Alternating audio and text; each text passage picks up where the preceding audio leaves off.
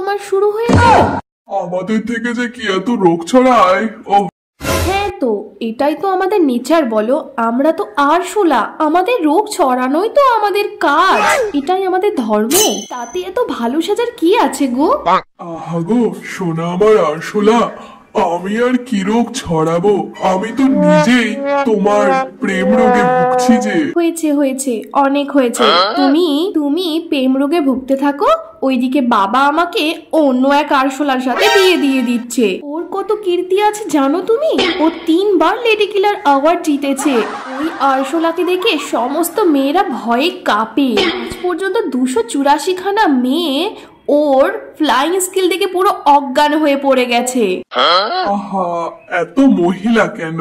কিন্তু আমি তো ভয় পেতে চাই, তাও একটাই মহিলার কাছে, আর সেটা হলো এই যে আমার কিউট আরশোলা, আমার আরশোলা। দেখো আরশোলা, আমি কিন্তু এখানে প্রেম করার জন্য আসিনি, সিরিয়াস কথা বলছি। প্রচন্ড রেগে আছি আমি। প্লিজ ম্যাম, আমি তো তোমার অনেক দিন রাগ ভাঙাইনি। আর আমি যদি বলি এই রাগটা না ভাঙানোই থাক? মানে আমার শোলা কি বলতে চাইছে?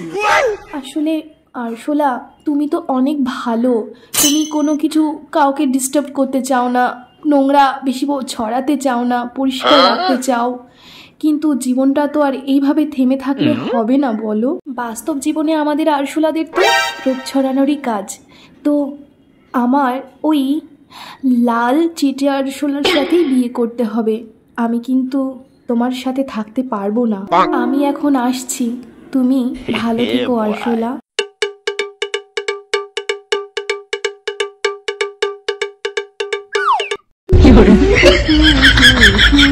কিরে, তোর তেলে কখন আসবে রে? মা প্লিজ, তুমি ওকে তেলে কেন বলো? বাবা ড্রেনের পাশের পাইপে থাকে তার আবার নাম। তুমি বাড়ির ওয়াশরুমের পাইপে থাকো বলে তুমি ক্লাসি, আর ও ড্রেনের পাইপের পাশে থাকে বলে ও মাসি। দেখ মান্তু, তোর বাবা যদি আজ বেঁচে থাকতো না, এই বিয়েতে কিন্তু কখনোই রাজি হতো না। আবার শুরু হয়ে গেল মায়ের।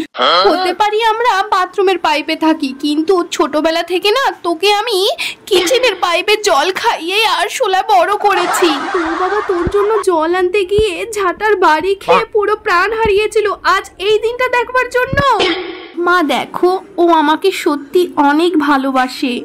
ওরম ভালোবাসা না আমি অনেক দেখেছি। কি খাবি বিয়ের পরে? 2 দিন পর না ওই ভালোবাসা পাইপের ফুটো দিয়েই বেরিয়ে যাবে। ও মনে হয় চলে এসেছে মা। ভেবেছিলাম মেয়েটাকে এক বিদেশি আরশোলার সাথে বিয়ে দেব, কিন্তু তা না, কি মেয়েটা না। এই যে মা এসে গেছে ও। নমস্কার মাসিমা। এই বইরার বেটা, মাসিমা কি রে? আমাকে শোলা ম্যাম বল। ইনকাম টিনকাম করো নাকি ওই সারাদিন নেশা করে ওই ড্রেনের ফুটোর মধ্যেই পড়ে থাকো?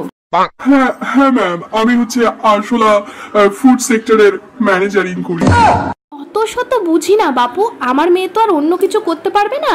ও কিচেনের পাইপে জল ছাড়া কিছুই করতে পারে না, বুঝছো? হ্যাঁ হ্যাঁ ম্যাম, আমি পুরোপুরি চেষ্টা করব, কিন্তু আপনার মেয়ে মান্তুকে খুব ভালো রাখার। বেশ বেশ ঠিক আছে, এখন তুমি যাও তো। এখন আমি একটু একা থাকতে চাই, আর আমি ভেবে দেখবো যে তোমার সাথে বিয়ে দেবো কিনা। মান্তু, আমি আজ ড্রেনের পাশের পাইপে থাকি বলে তোমার মা আমাকে কোনো মূল্য দিল না। আমি আসলে কি, আমার কি কোনো মান সম্মান নেই বলো তো? তোমার মাও তো দেখো ড্রেনের পাইপেই বাস করে, তাহলে তোমার মা শোলার কেন এত অহংকার বলতে পারো তুমি?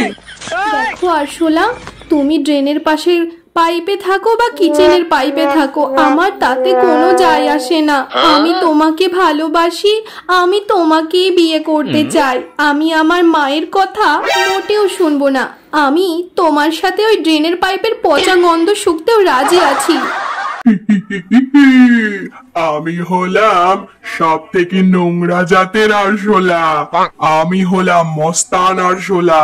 পাশে ড্রেনের পাইপে থাকা আরশোলা ম্যাম কেন আমায় রেখেছে? তাহলে কি আমি তার যোগ্য জামাই হওয়ার অধিকার রাখছি? পচা?